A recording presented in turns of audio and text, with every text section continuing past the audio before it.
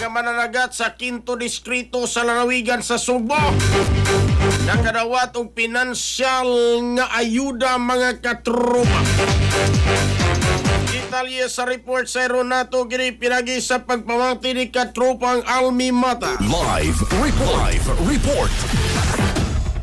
Yes, mukabat sa 2045 ka mga mananagat gikan sa ika-5 nga distrito sa Sugbo ang nakadawat og ayudang pinansyal gikan sa Bureau of Fisheries and Aquatic Resources sa Central Visayas kon BFAR 7 ubos sa Presidential Assistance to Farmers and Fisherfolk Program. Ang matag benepisyaryo nakadawat og 2,325 pesos nga cash assistance isip suporta sa mga mamumuo sa sektor sa agrikultura ug panagat nga napiktuhan sa pagsaka sa presyo sa produktong petrolyo tungod sa nagpadayong tensyon sa Middle East. Gipahigayon ang pag-abot sa ayuda din mukabat sa 4.8 million pesos ang napanghatag nato sa mga mananagat gikan sa mga lungsod sa Danao, Compostela, Consolacion, Liloan, Borbon, Sugod, Catmon, Carmen, San Francisco, Puro, Tudela ug Pilar.